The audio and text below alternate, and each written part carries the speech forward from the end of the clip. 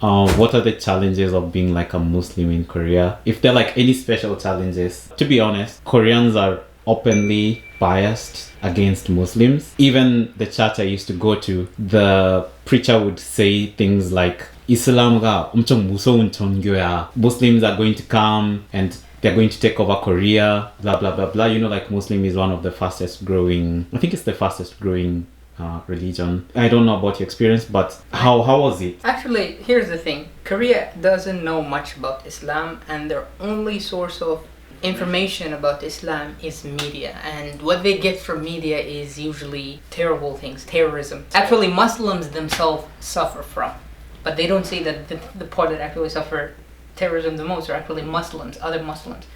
You see? Right, Koreans have biased against Islam, I would say, mostly, maybe not everybody, but among the difficulties or the unjust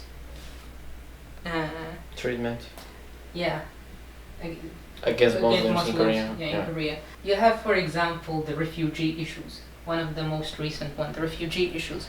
See what happened in Afghanistan. Everybody on news saw Afghani people trying to flee their country after the president himself ran away to another country and Taliban took over, right? Yeah. Everybody was trying to flee Afghanistan. Whatever way they could use, they would use. And some of them ended up here in Korea. Now these people got Koreans protesting against them. Like, don't send these kids to our to the schools our kids go to in Ulsan. And there were like some protests. Ukraine happens. Yeah. The Ukraine-Russia conflict happens, and now we have Ukrainian refugees. And you see how Koreans are actually reacting. They're raising Ukrainian flags everywhere. They are welcoming and accepting and inviting Ukrainian refugees with open arms. Oh, really? They're protesting for Ukraine, to stop war in Ukraine. Yeah. You see? So we have this biasness. Of course, when you're a Muslim, like here in Korea, you know, Muslims pray 5 times a day. But it's not easy to actually found a prayer room in a school or outside school. I'm not gonna say a mosque. Okay, just a prayer room. You rent a space, use it for praying. It's gonna be monitored all the time. If it's gonna be approved, you will have to go through a difficult process, and probably the neighborhood is not gonna accept it. Neighborhood's like, hey, you want to make a prayer room for Muslims here? Oh, hell no. That's usually the case. It's not the worst either in the world to be. No, I guess. Yeah. It's not. Korean market is also not a halal friendly market for food. I was just about to ask you. It's true. Yeah. How did you survive in college without halal food? I don't necessarily eat halal food. They just avoid eating pork. Okay. Yeah, because I don't have many options. I don't have many options. Maybe Korea sees like the Islam culture very far from theirs, and maybe Ukrainians. I don't know if they know anything about their culture, but you know, they see it like they're European. Maybe they see it like less foreign.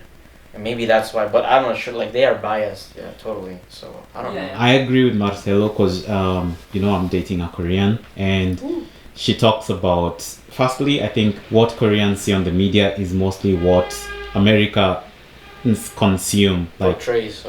It's not even what Korean portrays about Muslims. It's what Americans portray about Muslim. And she talks about issues like women oppression. For me, basic issues like wearing the hijab. You have extreme, I'm sure you have like extreme or radical Muslims in other areas, but then most Muslims are just normal people. No one portrays normal Muslims. Like no one no one talks about Muslims in the news. yeah. Oh wait, this is Ashraf, he's going to the restaurant.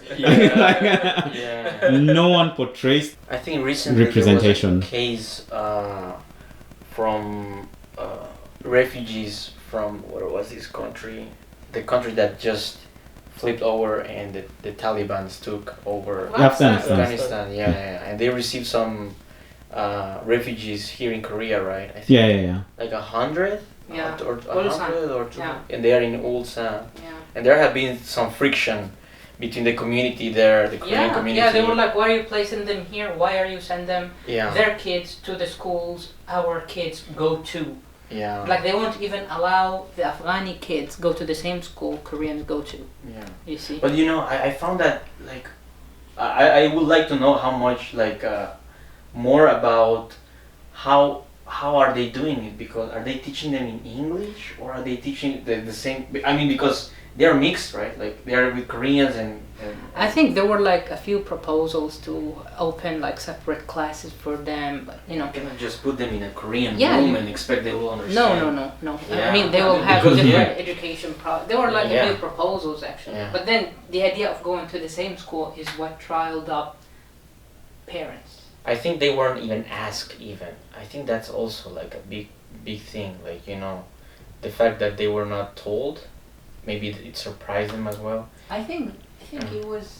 I don't know. I don't know the details either. Details either, but You know, I would like to believe that. Of course, I think there are maybe some, like there's some racism in there, but I'm not sure if it's everything, or if it's, you know, just like, you know, it doesn't make sense to mix them, you know. But I understand you that know, you like- don't want to generalize here. Yeah, I yeah, understand. yeah. You want to understand you want to see the full picture, both sides' point of view. yeah.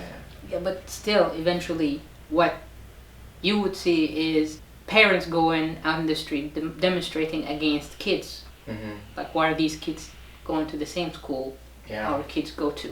I mean, there could be, I don't know, better ways to There could propose different solutions Yeah. for those refugees. Definitely, because it's That not wasn't that. the case Yeah, then. it's not like you just put them in Ulsan, and there the problem is solved. If that's what the administration did, No, I the think that's reason- also a problem.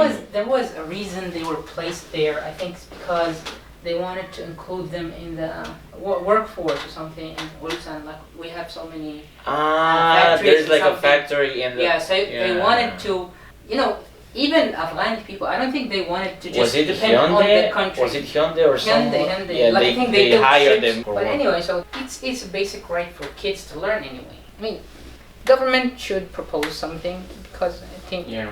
they should help these Maybe refugees they're eventually. new. But I think Koreans can be more accepting. Yeah. They should be more accepting, more understanding. Mm. I mean, they saw the news. We all saw the news. And demonstrating against people who just left everything behind. They left their lives, their works, their jobs, and these people are not just, you know, what can I say? Homeless people who has nothing. No, probably they had their lives back in Afghanistan Yeah. also. They were a Hwesa-won, and they just had to. Yeah. They were forced to flee out of the country. Yeah, it's a difficult choice for them as well, and they're coming to a country that doesn't even speak a common language. It's going to be very difficult for Yeah. them. Yet they had to make this choice because Mm. of what they had experienced with Taliban ruling the country a long time ago. Mm. I think there should be they should be more accepting. Basically, this is Yeah. this is my take here.